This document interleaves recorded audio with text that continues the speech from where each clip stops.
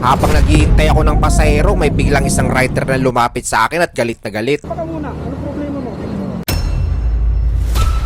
At maya-maya lang ay bigla na lang siyang... Ano gusto mo? Ba't mo ko pinagsulat?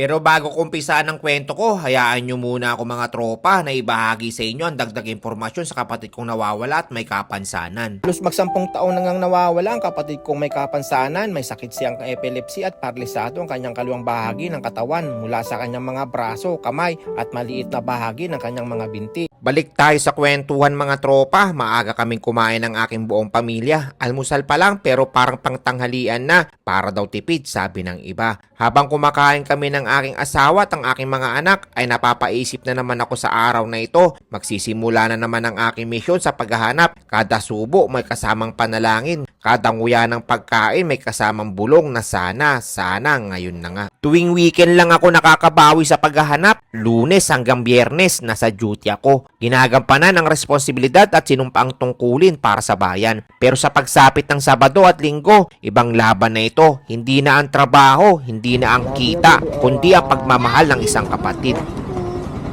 Paglabas ng bahay, suot ang pangmalakasang face mask at bitbit ang pag-asa. Tanaw ko ang langit na bughaw, parang sinasabayan ng kalikasan ng tibok ng puso ko. Kalmado pero puno ng inaasam. Ang haring araw ay unti-unting umaakyat, tila ba nagbibigay ng lakas sa bawat takbang na gagawin ko. Habang hinihintay ko ang unang booking, napapaisip ako saan na naman kaya ako magsisimula ngayon. Sa palengke, sa terminal, sa simbahan o baka sa mga lugar na dati ko nang napupuntahan. Minsan napapagod ang katawan, pero ang puso, hindi. Dahil sa bawat pagsikat ng araw, may bagong pag-asa. Sa bawat paglalakbay, may posibilidad. At habang nakamasid ako sa maliwanag na kalangitan, tahimik akong nagsabi, Lord, kung ngayon na po, handa na po ako. At doon magsisimula ang biyahe ko, hindi lang sa kalsada, kundi sa panibagong yugto ng paghahanap. Habang abala ang iba sa araw na ito, ako naman ay abala na rin sa pagtatanong. Habang binabaybay ko ang unang ruta ng araw na ito,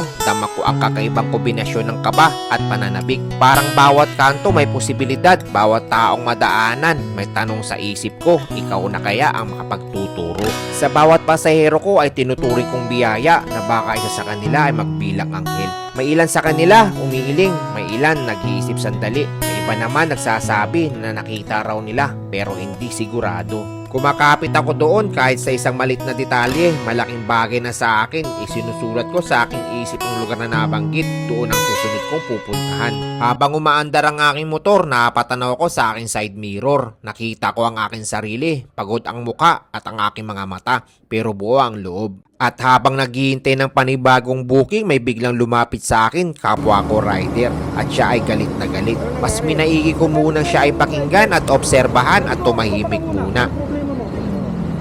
Nag-double book? Nag-double book. Ako yung kinancel.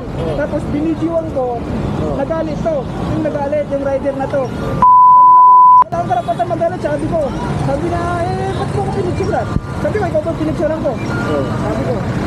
Meron pala siya naging pasero na nag-double booking. Ang masakit pa dito ay muntik pa siyang napaaway dahil ito ang unang booking niya at may kalayuan din ang pick-up location ng pasahero. Nag-double booking yan. Tapos siya po yung pinagsulat ko, hindi daw.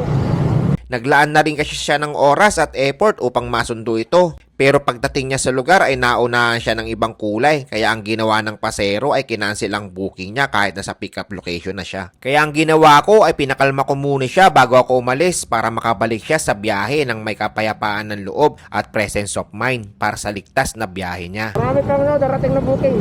Oo nga eh. Hindi, nakaano kasi yung gano'n. Ikaw pa yung, parang ikaw pa yung mali. Isipin na lang natin may pamilya tayong uuwian. Oo, di ba? Mabahan lang natin yung pasensya sa kalsada. Ganyan talaga yan, lakaran dyan. Kaya ano. Wala ko. Ingat ka naman.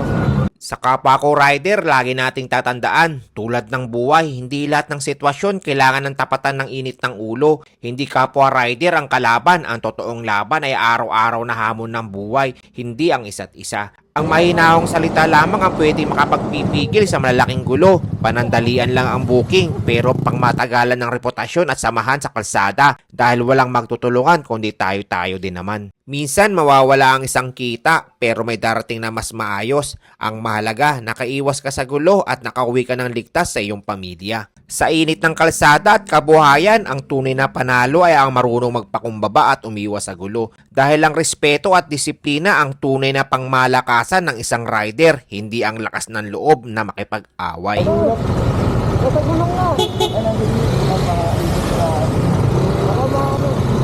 Nagulat ako sa salamat.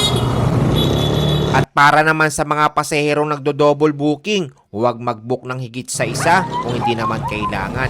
Bawat booking na pumapasok sa rider ay oras, gasolina at pag-asa na kita. Kapag nag-cancel kayo dahil mas may nauna, may rider na nasayang ang biyahe. I-inform ng maayos ang rider, isang maayos na paliwanag at paghingi ng pasensya ay malaking bagay. Tandaan, tao rin yan at may pamilyang binubuhay. Isipin nyo lagi ang epekto habang kayo ay nagmamadali. May rider na umaasa sa booking na iyon para may uwi sa pamilya. Ang respeto sa oras at hanap buhay ng isang rider ay respeto rin sa kapwa-tao. Sa simpleng pagiging responsable sa pag-book, nakakatulong kayo na maging maayos at patas ang sistema para sa lahat. Sa kalsada, hindi lang bilis ang mahalaga, kundi malasakit. Just something I'm drowning. Oh, someone